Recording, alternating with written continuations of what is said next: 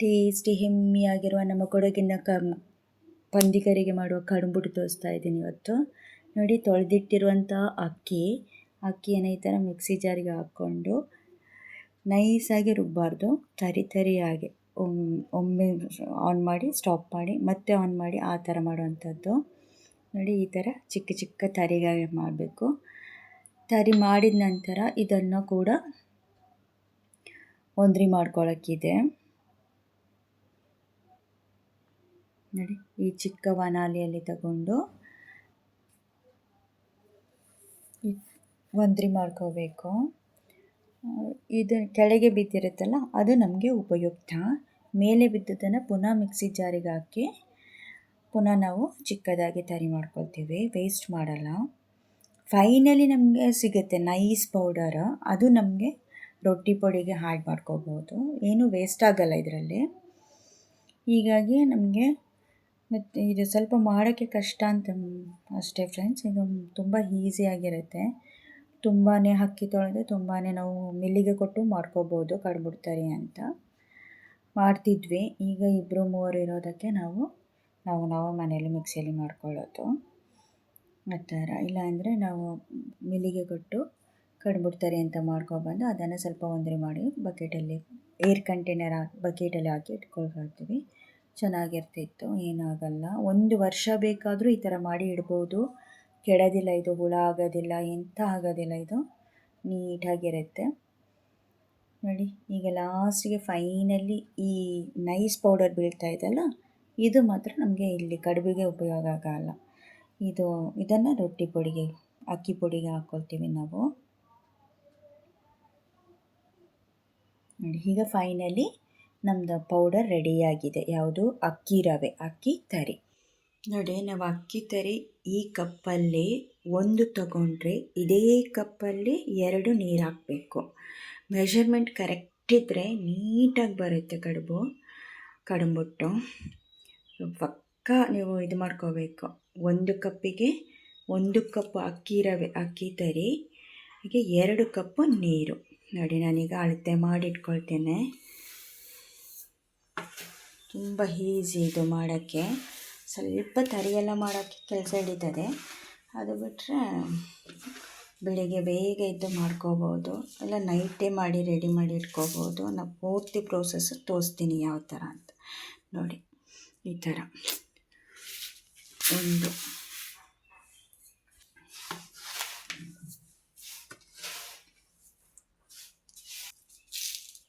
2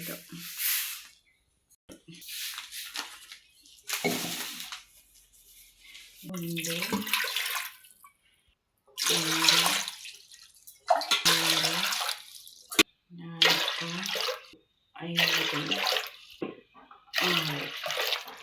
3 ಕಪ್ಪು ಅಕ್ಕಿ ತರಿಗೆ 6 ಕಪ್ಪು ನೀರು ಹಾಕ್ಕೊಂಡಿದ್ದೀನಿ. ನೀವು ಯಾವ ಪಾತ್ರೆಯಲ್ಲಿ ಅಕ್ಕಿ ತರಿ ತಗೊಳ್ತೀರಾ ಅದೇ ಪಾತ್ರೆಯಲ್ಲಿ 2 ನೀರು ತಗೋಬೇಕು ಅಷ್ಟೇ, ಇನ್ನು ಯಾವ ಕಷ್ಟವೂ ಇಲ್ಲ ಇದರಲ್ಲಿ. ರುಚಿಗೆ ತಕ್ಕಷ್ಟು ಉಪ್ಪು.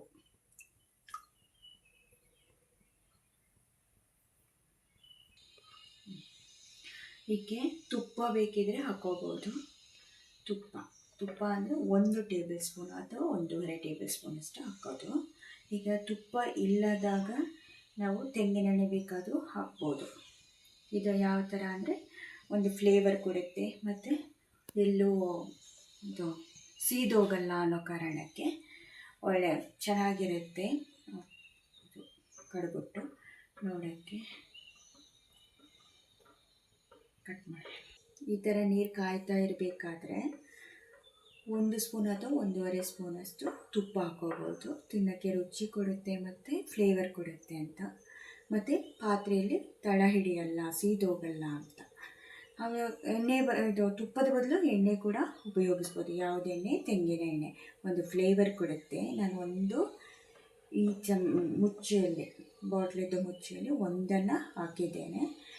ಕೆಳಗೆ ಸೀದೋಗಲ್ಲ ಮತ್ತು ಒಂದು ಫ್ಲೇವರ್ ಕೊಡುತ್ತೆ ಅನ್ನೋ ಕಾರಣಕ್ಕಾಗಿ. ಇದನ್ನು ಪೋರ್ಕ್ ಕರಿಗೆ ಮಾಡೋ ಕಡುಬುಟ್ಟಿಗೆ ನಾವು ಇದನ್ನು ಹಾಕಲ್ಲ. ತರಕಾರಿ ಸಾಂಬಾರಿಗೆ ಮಾಡುವಾಗ ಮಾತ್ರ ಎಣ್ಣೆ ಅಥವಾ ತುಪ್ಪವನ್ನು ಉಪಯೋಗಿಸ್ತೀವಿ. ಯಾಕಂದರೆ ಪೋರ್ಕಲ್ಲಿ ಫ್ಯಾಟ್ ಇರುತ್ತೆ ಅನ್ನೋ ಕಾರಣಕ್ಕೆ ಮಾಡಲ್ಲ. ಕಡಿಮೆ ಉರಿ ಇಟ್ಟು ಈಗ ಒಂದು ಮಾಡ್ತೀವಿ ಅಷ್ಟು ನೀಟಾಗಿ.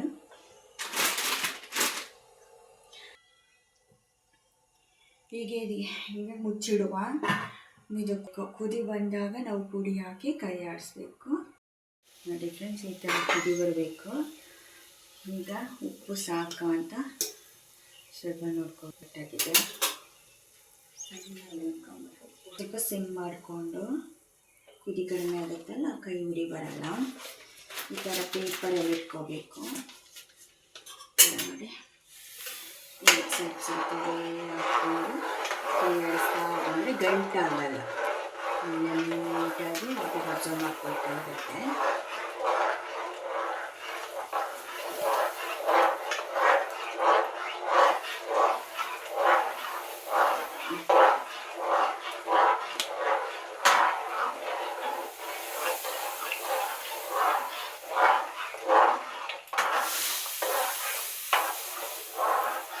ಎಲ್ಲೂ ಗಂಟಾಗಲ್ಲ, ಚೂರು ಸಹ.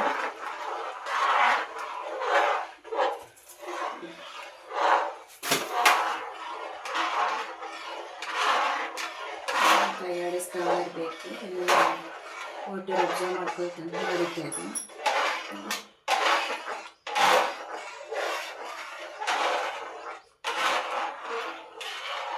ಫ್ಲೇಮ್ ಮಾಡಿದ್ದೀನಿ.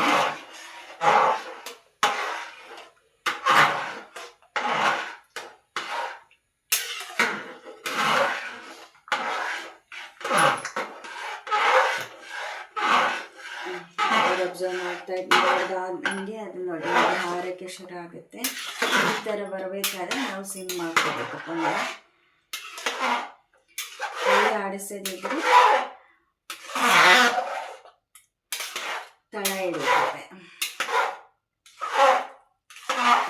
ವೇಸ್ಟ್ ಆಗುತ್ತೆ. ಹಾಗಾಗಿ ಸ್ವಲ್ಪ ಕೈ ಆಡಿಸ್ತಾ ಇರಬೇಕಷ್ಟೆ, ಒಂದು 5 ನಿಮಿಷ. ಮತ್ತು ಅದು ಫುಲ್ ಟೈಟ್ ಆಗುತ್ತೆ, ಗಟ್ಟಿ. ಸೌಂಡ್ ಬರ್ತಾ ಇದೆಯಾ?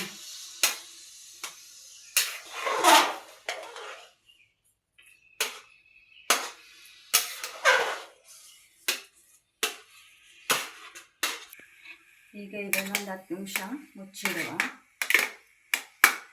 ಸ್ಟೀಮಲ್ಲಿ ಅದು ಕುಕ್ ಆಗುತ್ತೆ.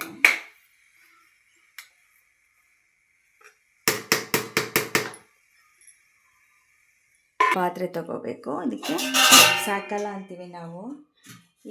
ಇದರಲ್ಲಿ ಇಷ್ಟು ನೀರಿಟ್ಟಿದ್ದೀನಿ ನೋಡಿ, ಇಟ್ಟಿದ್ದೀನಿ. ಈಗ ಇದನ್ನು ತಟ್ಟೆ ಇಡುವಂಥದ್ದು. ತಟ್ಟೆ ಇಟ್ಟು ಮುಚ್ಚಿಟ್ಟು ನೀರನ್ನು ಬಿಸಿ ಆಗೋಕ್ಕೆ ಬಿಡೋಣ. ನೋಡಿ ಈ ಥರ ಆಗಿದೆ. ಇದು ಈಗ ರೆಡಿಯಾಗಿದೆ ಉಂಡೆ ಮಾಡೋದಕ್ಕೆ.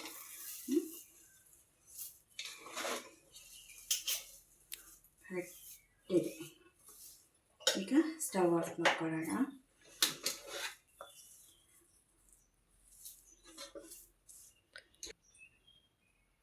ಈಗ ಇದು 5 ನಿಮಿಷ ಬಿಸಿ ಆರೋದಕ್ಕೆ ಬಿಡೋಣ. ಇದು ತಣ್ಣೀರಿಗೆ 2 ಡ್ರಾಪ್ ಅಷ್ಟು ಕೊಕೊನಟ್ ಆಯಿಲ್ ಹಾಕ್ಕೊಂಡಿದ್ದೇನೆ. ರೋಲ್ ಮಾಡೋಕ್ಕೆ ಈಸಿ ಆಗುತ್ತೆ ಅಂತ, ರೌಂಡ್ ಮಾಡೋಕ್ಕೆ. ಇವಾಗ ನೋಡಿ ರೆಡಿಯಾಗಿದೆಯಲ್ಲ, ಇದನ್ನು ನಿಮ್ಮ ಸೈಜಿಗೆ, ನಿಮ್ಗೆ ಯಾವ ಸೈಜ್, ಎಷ್ಟು ದಪ್ಪದು ಬೇಕಾ ಸಣ್ಣದು ಬೇಕಾ ಸೈಜ್ ನೋಡಿಕೊಂಡು ಉಂಡೆ ಮಾಡ್ಕೊಳ್ಳೋದು. ನೋಡಿ ಈ ಥರ ಕೈಗೆ ನೀರನ್ನು ಅಪ್ಲೈ ಮಾಡಿಕೊಂಡು ಅದರಲ್ಲಿ ಆಯಿಲ್ ಮಿಕ್ಸ್ ಇರುತ್ತಲ್ವ, ಅದು ನಮಗೆ ಕೈಗೆ ಅಂಟೋದಿಲ್ಲ. ಆಗ ನೋಡಿ ಎಷ್ಟು ಸ್ಮೂತಾಗಿ, ಎಷ್ಟು ಕೂಲಾಗಿ ರೌಂಡ್ ಮಾಡ್ಬೋದಲ್ವ. ಇದು ಆಯಿಲ್ ಕಂಟೆಂಟ್ ಇರಲ್ಲ ಫ್ರೆಂಡ್ಸ್. ಇದನ್ನು ನಾಷ್ಟಕ್ಕೆ ಮತ್ತು ಚಿಕನ್ ಸಾಂಬಾರು, ಪೋರ್ಕ್ ಕರಿಗೆ, ಮಟನ್ ಕರಿಗೆ ಎಲ್ಲದಕ್ಕೂ ಮಾಡ್ಬೋದು. ನಾವು ಇದನ್ನ ತುಂಬ ಮಾಡ್ತೇವೆ ನಾಟಿ ಕೆಲಸಕ್ಕೆ, ಬೆಳಿಗ್ಗೆ ಬ್ರೇಕ್ಫಾಸ್ಟಿಗೆ, ಸ್ವಲ್ಪ ಜನ ಜಾಸ್ತಿ ಕೆಲಸಕ್ಕೆ ಬಂದಾಗಲ್ಲ ನಾಷ್ಟ ಎಲ್ಲ ಇದನ್ನೇ ಮಾಡೋದು ನಾವು. ತುಂಬ ಖುಷಿಯಾಗುತ್ತೆ ಮಾಡೋಕ್ಕೂ. ಸ್ವಲ್ಪ ಕೆಲಸ ಹಿಡಿತದೆ, ಆದರೆ ಈ ಥರ ಉಂಡೆ ಮಾಡೋಕ್ಕೆ ಒಂದು 4 ಜನ ಇದ್ದರೆ ಇದು ಸುಲಭದ ಕೆಲಸ. ನೋಡಿ ಈ ಥರ ರೌಂಡ್ ಮಾಡ್ಕೊಳ್ಬೇಕು.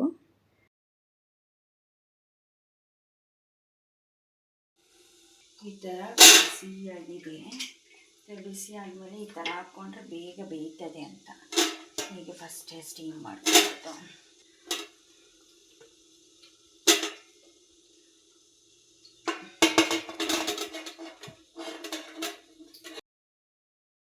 ಹದಿನೈದರಿಂದ 20 ನಿಮಿಷ ಸ್ಟೀಮಲ್ಲಿ ಬೆಂದರೆ ಸಾಕು. ಜೊತೆಗೆ ಇದು ಆಯಿಲ್ ಕಂಟೆಂಟ್ ಇಲ್ಲದ ಫುಡ್ ಫ್ರೆಂಡ್ಸ್. ಇದು ಆರೋಗ್ಯಕ್ಕೆ ಉತ್ತಮವಾಗಿರುತ್ತೆ. ನೋಡಿ ಈ ಥರ ಮುಚ್ಚಿ 10ರಿಂದ 15 ನಿಮಿಷ ಬೇಯಿಸ್ಕೊಳ್ಳಿ. ಈಗ ನೋಡಿ ಇದು ರೆಡಿಯಾಗಿದೆ ಫ್ರೆಂಡ್ಸ್. ಇದನ್ನೀಗ ನಾವು ಎಳ್ಳು ಚಟ್ನಿ ಜೊತೆ ಸರ್ವ್ ಮಾಡ್ತಾ ಇದ್ದೀವಿ.